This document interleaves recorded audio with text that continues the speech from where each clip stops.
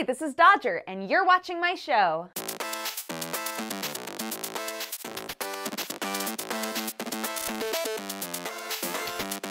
Three, two, one, ready, go. Hold on, let me make sure that I didn't just pull the cord out just then. We all good? We all fancy?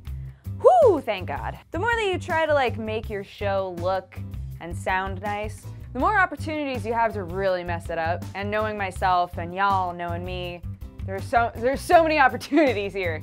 Anyways, let's talk about some news, yeah? So for our first piece of news today, let's talk about the League of Legends art book that is actually a totally free website. I went to look at it.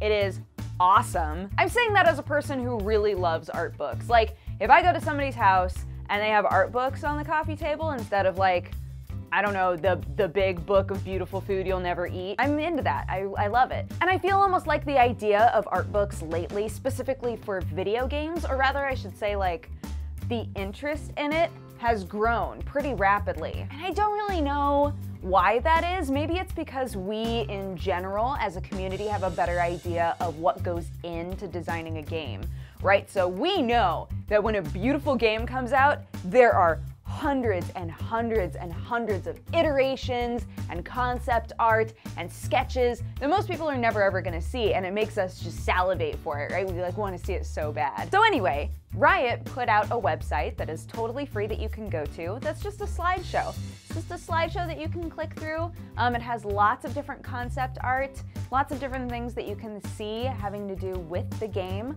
And it's really cool. It has lots of notes about what they were thinking while they were designing the character, and some of the artwork that you see looks totally different from what the character wound up looking like, which is always so fun. But if you're a fan of League of Legends, and I'm not really, and I still loved flipping through this thing, if you're a fan of League of Legends and you haven't seen this yet, you should go check it out. It's so cool. And if you're somebody who, like me, just loves art books, you should also go check it out. It's great. I loved it. It's also just cool, I don't know, it would be so easy for them to be like, oh, let's get some extra doge, right? Let's just have some fliff to toss around for a while after selling this art book.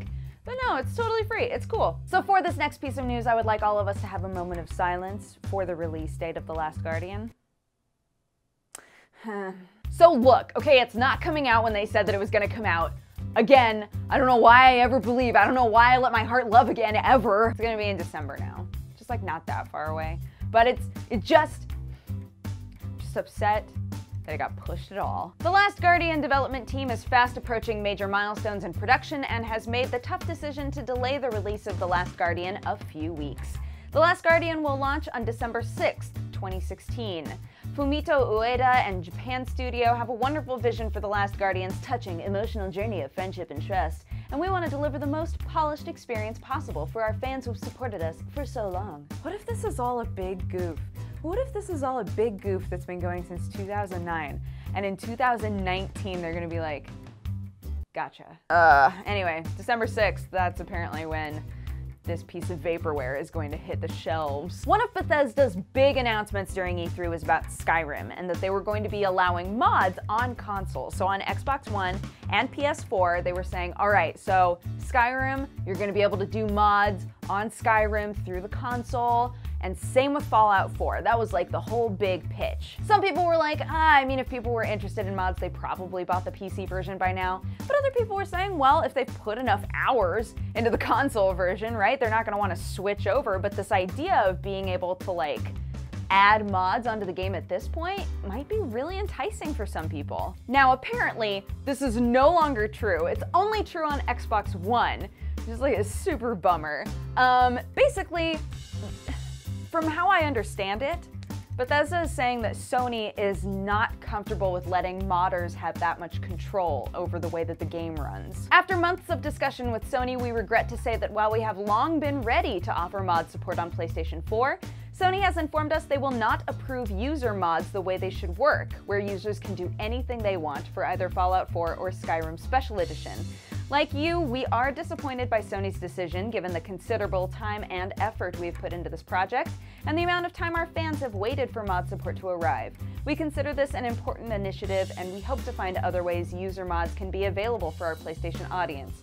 However, until Sony will allow us to offer proper mod support for PS4, that content for Fallout 4 and Skyrim on PS4 will not be available. We will provide an update if and when this situation changes. Right, that sounds like Sony is very uncomfortable with the way that mods are going to be able to mess with the game.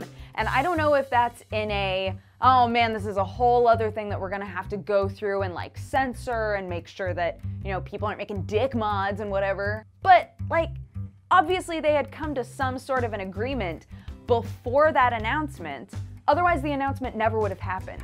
So what was discussed originally that then made them super nervous once the trigger was supposed to be pulled, right? It's strange to me, and maybe they didn't entirely understand the way that mods were going to work with those games, or how many mods there are going to be, or I don't know. Like, Microsoft is going, yeah, sure, do whatever. But Sony just can't. They're like, I don't want to, I can't, I need the control, I can't do this. And again, a lot of people are saying, this isn't a big deal. If you cared enough about mods, you were gonna get it on PC anyway. But I don't think that that's necessarily true. Do I think that this is the sort of thing that's going to like really affect PlayStation 4 sales and oh my god, the holiday season with people were going to be buying this new updated version of Skyrim. Oh my god, suddenly they're gonna go for Xbox One instead of PS4. I don't know that that's gonna make a huge difference. I think the percentage of people where that would make the big difference is kind of small, honestly. But the people who really care do exist, absolutely. So now you have the information. If you were planning about getting it on the PS4, maybe consider getting it on the Xbox Onesie. Level 5 have confirmed that they are working on Ni no Kuni 2, and it promises to be humongous. I know plenty of people who stopped playing Ni no Kuni not because they disliked it, but because it was just too long, it was too big. They couldn't complete it, right? And for those of you who really loved it and did complete it and were hoping that Ni no Kuni 2 is going to have the same attention to detail and the same massive world, you're in luck, that's the plan. We're making it with all our might. The scale has gotten huge, and I think the title that has impacted the most level 5 staff is Ni no Kuni 2. This one is turning out to be a regular single-player game. Reflecting on the previous one, the portrayal of the main character and the content was very much aimed at adults, but the visuals ended up looking a little like they were for children. Because it seemed like it was aiming too much at kids, and even though the hero was also a young boy this time, we've been careful in establishing this something adults can totally played by adults. It's a little, I mean, you know what they're saying, okay? Which is funny because there are games like Animal Crossing that feel very young, but most of the people that I know who play it are adults, right? So this one, I guess, they're still trying to utilize that Ghibli style, but have it be in a way where it appeals to both adults and children. So we'll see how that goes. Either way, I'm sure that if you loved the first Ni no Kuni 2 is gonna be fantastic. I feel like the more information that we get about Pokemon Sun and Moon, the more it's like, all right, you guys are just pulling out every possible stop you can find. This sink that was filled with all that beautiful, glorious Hawaiian water is empty now. You've used all of it. There was a piece of information that came out a couple of days ago that had to do with the day-night cycle of these games. So like, okay, here's how this is gonna work, right? I'm actually like super into this. If you buy Pokemon Sun, then your game will operate day and night the same way that your 3DS does, right? So if your 3DS clock says that it should be daytime, it will be daytime.